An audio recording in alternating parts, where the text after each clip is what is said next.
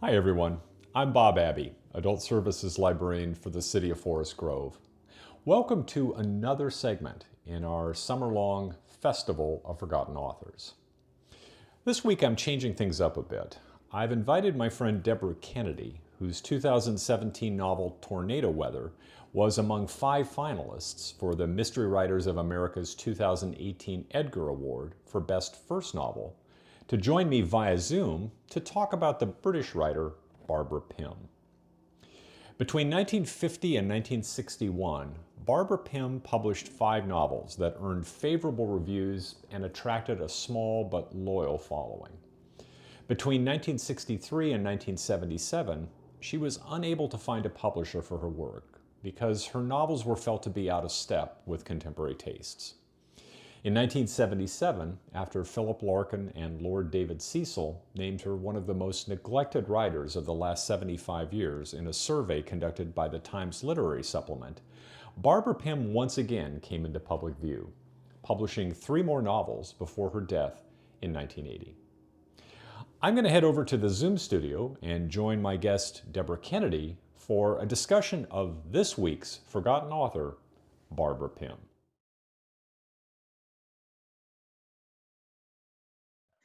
Well, Deborah, thank you for joining me today for a discussion of Barbara Pym. Thanks for having me. It's my Yeah, pleasure. I have to say that this all came about through social media, which is probably one of the few things social media is good for these days, Right? which Yes. is like linking people around things that they like. And you had tweeted a quote from Excellent Women, and it's one of those just really great little throwaway lines that I think make Barbara Pym's books so wonderful. But I decided, because I was thinking about having Barbara Pym as one of the authors in this series, but I'd only read 2 of her books and I didn't feel like I was really qualified. So when I saw that, it was like, yes, I've got someone else who can join me in this discussion. Yes.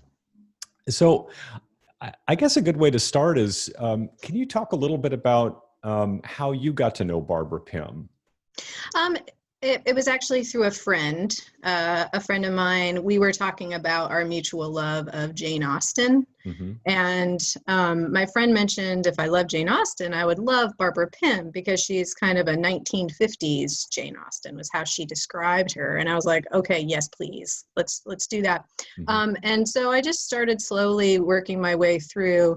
Actually, that's not true. I just devoured her all at once because once I started her books, I just had to read her entire catalog because I found reading her, I think the Jane Austen comparison works. It's definitely there because she has that same sort of that dry wit and the comedy of manner, style. But I also think she's slightly more tender than Jane Austen in her assessment of humanity. She definitely likes to highlight the foibles of humanity, but I think she's a little sweeter about it. It's almost like she's not satirizing us, she's trying to understand us. And and so that was something I found. I just find her book so comforting. Do you think that that's a sort of a typical way that readers are introduced, sort of word of mouth?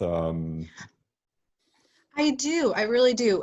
Because, I love this idea of the Forgotten Author series. I think that's wonderful. And I think to a certain extent, Barbara Pym is almost more of a rediscovery, right? She's a rediscovered author. People who love her really love her. I'm in a Facebook group, the Barbara Pym Fan Club Facebook group, and it's delightful, as you might imagine. And the readers there are just, they're rabid. They're rabid Barbara Pym fans, as rabid as you can be about, books that are very, usually about gentlewomen having crushes on vicars. But, and it's every time someone comes into that group, for the most part, they say, my friend told me about her, or, I heard about her at a book club. And I think that's great that's kind of how word of her gets spread. Yeah, I was in college and I had gone over to a professor's house to take a graduate school entrance exam, and I was waiting around and just kind of killing time. And I noticed that he had on his bookcase 13 very kind of discrete volumes of books by this author I'd never heard of before. And the thing that struck me was, and these were the old Dutton versions. Oh, yes. Yes, that have, and they all have the same spine. This one's a little different, but on the old ones, they had the title in white and then her name below in black, and they were all different colors, and they were all lined up. And there was something about the symmetry of that kind of appealed to me. And I asked about Barbara Pym, and he pulled a copy of Jane and Prudence out of the stack and said, "Read this." And I read it and I enjoyed it, but I think like a lot of things that I read when I was in my mid-20s, I didn't get it. And but I loved it. It resonated with me in a way that didn't become apparent until years later. And then a long time later, I was at a vacation rental and stuck on the bookcase between, I don't know, John le Carré and Clive Cussler was a copy of Quartet in Autumn, just kind of shoehorned in between these two big, giant, massive male writers, which is maybe a bit symbolic too. But I didn't want to read John le Carré. I didn't want to read Clive Cussler, but here was this one single volume, and I didn't make that connection, but I pulled it off and thought, wait a minute, that's the author I read 20 years ago. This is a really different book. And so it prompted me to want to explore her more. Oh, that's so great. It's almost like her life story of how she published so much, then she had that period of latency, and then that kind of parallels that. That's so cool. So do you approach her as a writer differently than you do as a reader? Oh, that's such a good question, because I admire her so much from the writer standpoint, just because of her perseverance. As you mentioned in your intro, how she worked for 14 years without being published, and she never quit, right? And so I find that part of her life story very inspiring, just that she knew she had talent, and she knew that writing made her happy, made her whole. So she kept doing it, even though she kept getting rejected again and again and again. So in that regard, yes, I find her such a compelling story. But also just on the craft level, I think one of the things I admire most about her, excuse me, is I like her endings, because I think it's really hard to stick an ending really well. Endings are notoriously difficult, and without giving too much away or anything, but it seems like a lot of her endings, they're subtly happy. Usually they end with one of the main characters realizing that she has something to look forward to, or there's something positive around the bend in the road. And that's very, like I said, subtle. It's careful, it's quiet, but it really works. And so as a writer, I think about, a lot of times we think endings have to be, big, huge explosions of something, an epiphany or something. But I think from Barbara Pym, we can learn as writers that actually endings can be really kind of quietly hopeful. And I admire that part of her writing, but also just her characters, right? I mean, the way she writes fully developed three-dimensional people. Her main characters, some of the secondary characters are kind of oddities, and that's fun too. I love her characters. I love her humor. It's just so funny. We had talked about, we were going to talk about the Barbara Pym pivot, right? Yes. So, and I'd love to hear your favorite pivot, because I was just going to talk about it more generally, but one of the things she does as a writer that I think is so hard to accomplish is she can go from one subject to another with great humor and subtlety, and you don't know how you got there. Right. And I think what with the Barbara Pym pivot is that's her on the page. That's how Barbara Pym's brilliant mind worked. And I love that. So what's your favorite pivot?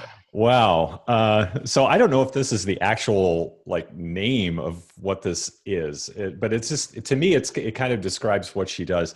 And for me, the one that it kind of stopped me dead in my tracks for about 5 minutes, because I just, well, I'll read it. So this is from the very beginning of chapter 3 of Excellent Women.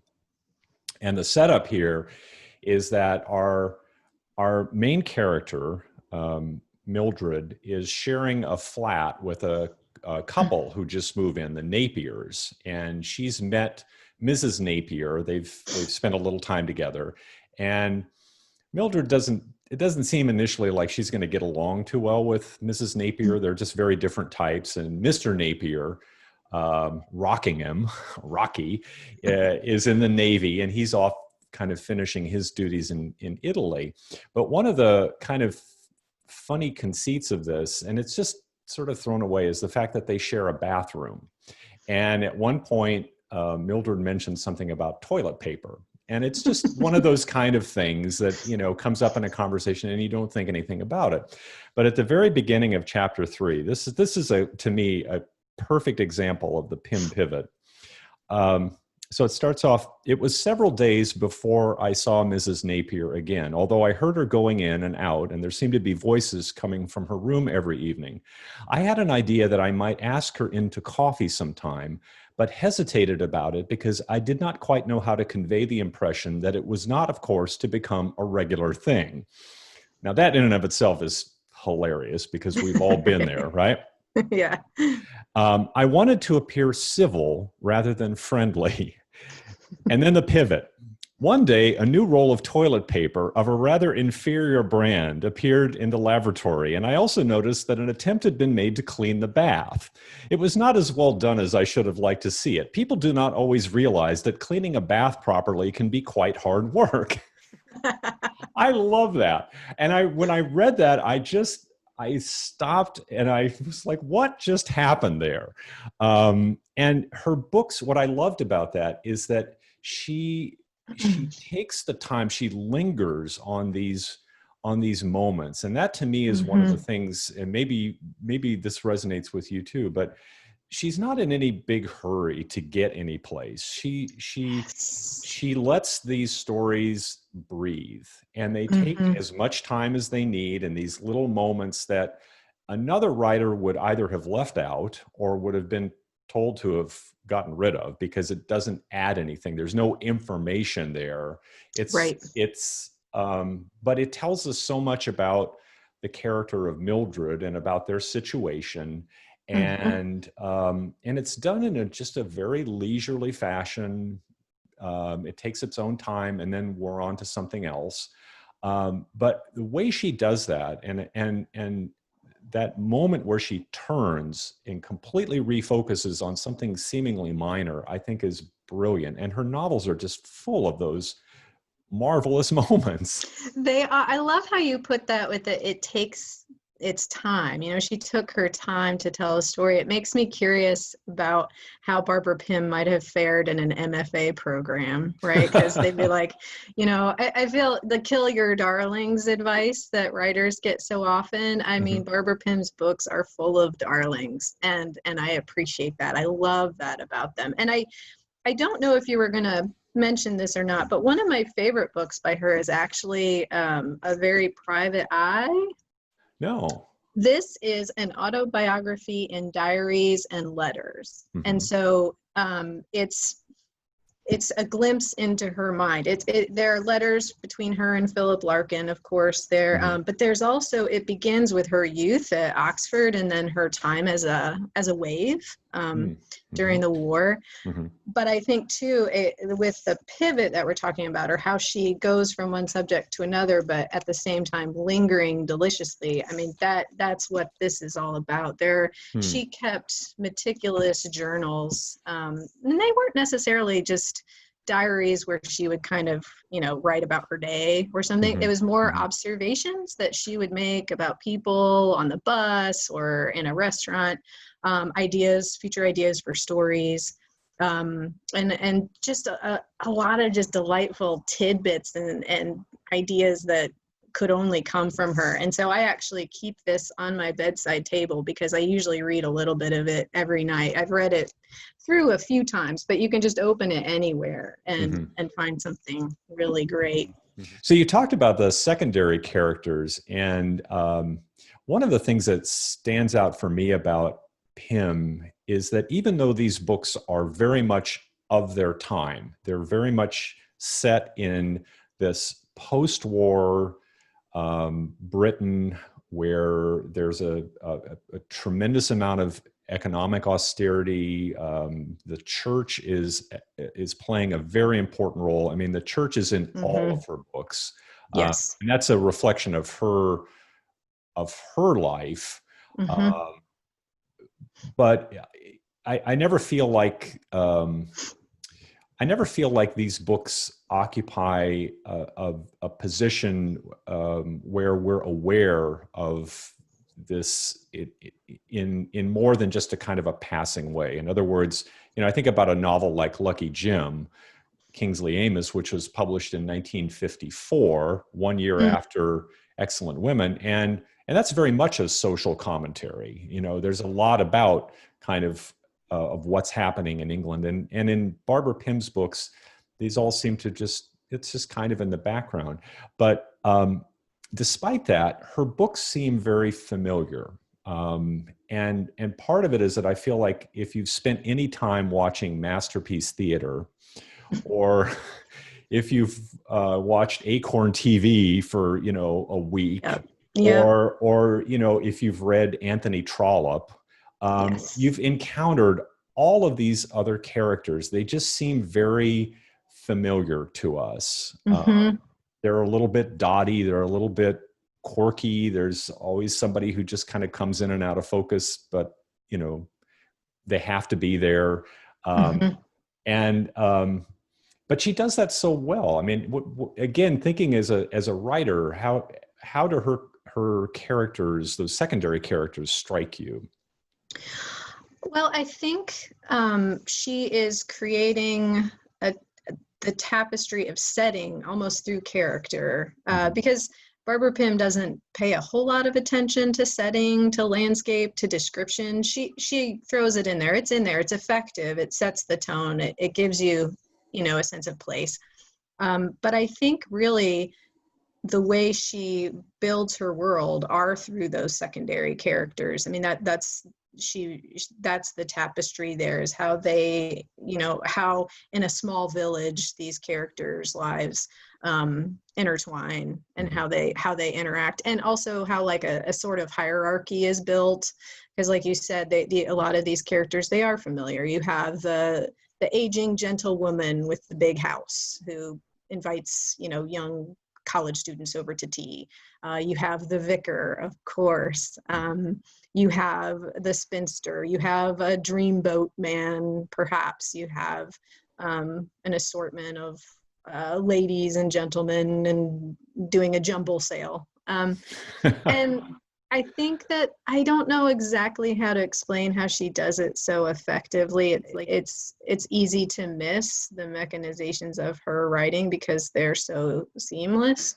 But I think that the way those secondary characters work allow then the main characters to kind of step out from that tapestry and sort of really make more of an impression. It's not to say that those characters are just background, but they form place, and then that the main characters live in, if that makes any sense. Yeah. And the story would be very different if they weren't there. Yeah. I mean, we'd miss them if they weren't there. And often their contribution seems, at least again, initially seems a little bit minor, but everybody is very observant in her stories. And I think that aspect of observation, everybody's watching all the time. So having all of those different observers providing kind of their own insights, I think is what makes her stories so rich, and what provides so many different access points to her narrative. it's very easy to lose track of the time period in terms of like politics or current events, right? Barbara Pym is not terribly interested with those subjects, I think, much like Jane Austen. And I think that's one of the reasons I keep turning to her right now, is it gives you such a refreshing break from reality, the current reality that we're in, because she's not concerning herself with a lot of the hot topics of the time, which is also partially why she fell out of favor, right? Because tastes had changed, because her books were not dealing with things like civil rights and feminism in quite the way that modern readers at that time seemed to want. But I think it's also one of the things that make her books so long lasting and so evergreen is the fact that they are dealing pretty much almost exclusively with a certain kind of human condition. And it can be really comforting to visit that world, especially now. If you had to maybe suggest a good starting point for Barbara Pym, for someone who's not familiar with her at all, what would you suggest? I think I would start with Excellent Women, the book that you read from with the toilet paper pivot, because I think it's one of the most representative books of her style. And it has the character of Mrs. Bone in it. And Mrs. Bone is this elderly lady who's very concerned with the suppression of woodworm in furniture. And she also hates birds. She's convinced that birds are going to take over the world. So she eats chicken and turkey and pheasant every chance she gets just to take them down. So it's so funny. And it's the relationships are really interesting, and the ending is unexpected. I think it's just quintessential Pym. I would start there. Well, Deborah, thank you so much for joining me. This is a lot of fun, and I hope that we can continue our discussion of Barbara Pym offline. That would be lovely. Whenever we open back up to the public again. I know. I miss you guys. Well, we miss you too. We miss you too, and I'm so grateful that you took time out this morning to chat with me and to share your insights on this author who is unjustly forgotten, neglected, and I think, as you point out rightly, now being rediscovered. So again, Deborah, thank you so much, and thank you, Bob. We'll talk soon. Okay. All right. Bye-bye. Bye.